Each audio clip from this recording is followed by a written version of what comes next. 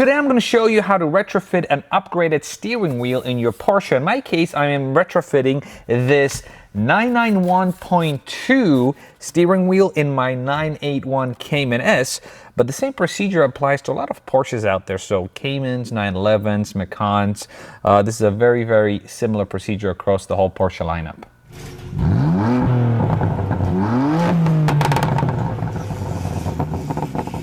In my case, I'm replacing my Sport Design steering wheel. This is the 0.1 generation of steering wheels, which sort of had this older design with a bigger airbag. The new steering wheel has this more of a seamless design, and because of the fact that I don't have any buttons on the steering wheel, there will be fewer electronics for me to retrofit and connect, so that process will be easier for me. In this case, the new steering wheel has these cool holes over here, and what's cool about the new steering wheel also is the fact that the airbag is slightly smaller. Is it smaller? I guess it is small. It looks to be smaller, but it has just a cooler and compact design.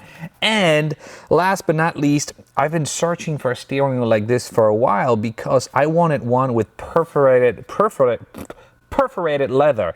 My seats are perforated, means they have holes in them for better breathing. I've tried perforated steering wheel once, on an M3, and I absolutely fell in love with it. So I wanted one for the Cayman, and I found one. This is brand new. I couldn't pass on this opportunity. The airbag I picked up on eBay. It's used, but it's in a very, very good condition. It is from 2017. My car is a 2015. This is a 2017, so that's great. Installation is pretty straightforward, but before you do so, make sure you disconnect the battery and you protect your hood from closing. In my case, I put a piece of towel up there and it works very well. I've disconnected my battery a couple of hours ago. They say you should wait at least 30 minutes or so, so keep that in mind when you do that swap. First thing we have to do is disconnect the airbag. And the old generation of Porsches has a different method of doing it compared to the new generation. So the old generation has a little pin up here at the bottom of the steering wheel that you have to poke, and the airbag will come out. Now, the best way to do this is if I turn the steering wheel this way. The steering wheel has never been removed. It looks like that hole is seamless, but you just have to poke it. But think of it as piercing your ears. So you're gonna have to poke it through. You see? There you go. You will feel with the screwdriver where you're pressing on the spring. I'm gonna show you exactly what this looks like in the middle, but now we can straighten it out and remove the airbag. First thing you notice is, look at the airbag. Look how much deeper this one is compared to the new one. Only because I feel like this steering wheel sits a little deeper. I'm going to do a side-by-side comparison to show you what this looks like. But yeah, it looks a little deeper. Next, what we do is we're going to disconnect this ground cable here from the airbag. There we go. And then you have these two airbag plugs. The way it works is you lift up this little orange thing and it pops out.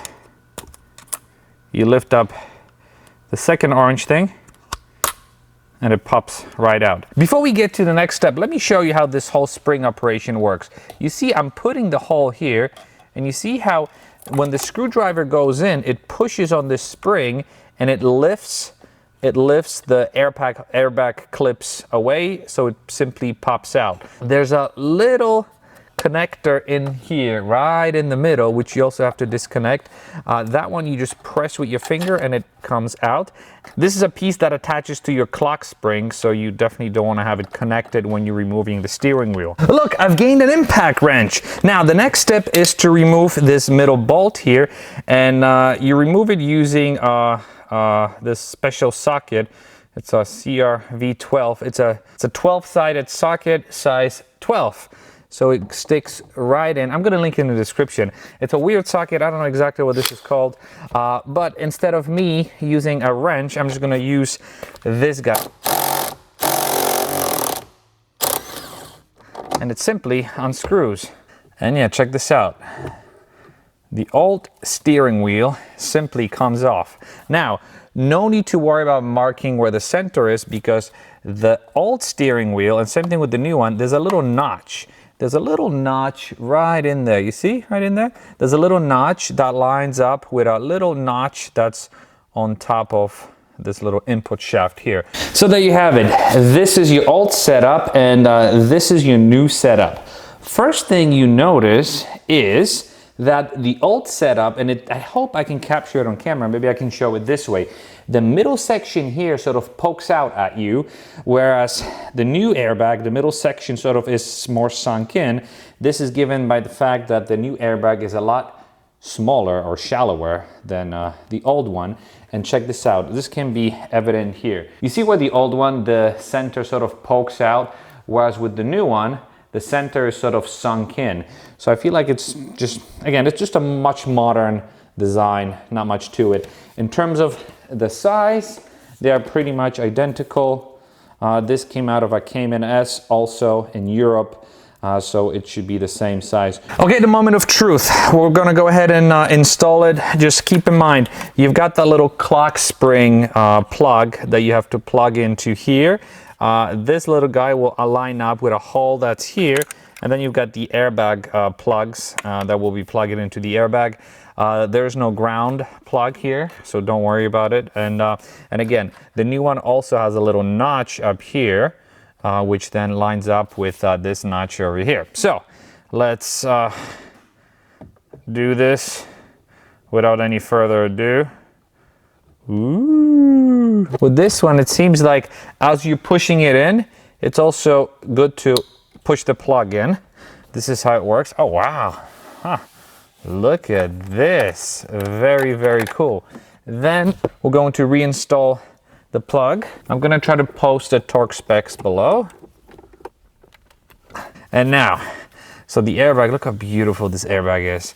So yellow goes to yellow, brown to brown. So you push the clip in, you want it to clip in. Come on, see, clip in. And then after it clips in, you push the orange piece in. There you go. So now it won't come out. And then, oh yeah, clip it in. All right, everything works. Let's adjust it. Wow, holy moly, we're done. It's amazing how a steering wheel can transform the feel of the car. I mean, this is essentially your connection to the vehicle. You turn the steering wheel and the car turns based on your inputs into the steering wheel. So wow, so fantastic. I usually sort of drive it like this. Oh wow, so cool. And I like how this little chrome piece still matches with the chrome or shiny aluminum accents that I have in the car. So it still looks like it's part of the same era, just slightly updated. And I do like how the middle piece sits a bit sort of, like I said, recessed in. It just gives it a modern flair, if you will. Wow, I like it. It's dark out now, so we're not gonna take it for a spin, but essentially this is how you do it. I'm gonna do a little cutaway where I take it for a spin the following day. But in the meantime, if you have any questions or comments about the install, leave them down below. I'm gonna link all the tools and products used in the video down below in case you wanna do the same thing yourself. But wow, what a difference. It completely transforms the look of the car. It just makes it feel like a much modern vehicle, which in my case I probably shouldn't be happy about because I'm trying to keep my car sort of very rough around the edges. But yeah, this is oops, did I just scratch the wheel? Well, I almost scratched it. This is just a cool upgrade, and I'm curious to see what you think about it. So once again, let me know below, and I'll see you in the next video. Bye bye.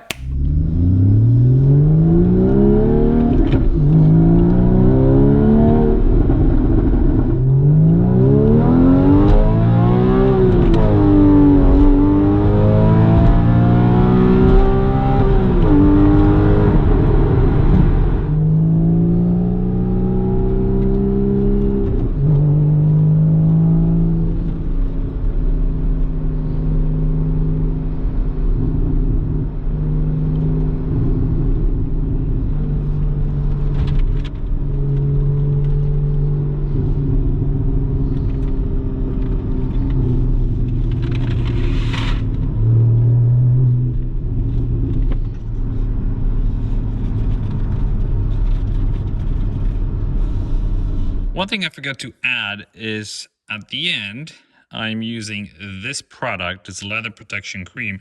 No need to clean it because it's brand new. But basically, you just put it on this little sponge that it comes with, and you work it in just to condition this brand new leather so it stays fresh as long as possible. This product, I've got to say, works fantastic. It not only protects but also leaves the leather dull, so it doesn't leave a shine. Leaves it a nice flat finish. So I highly recommend this.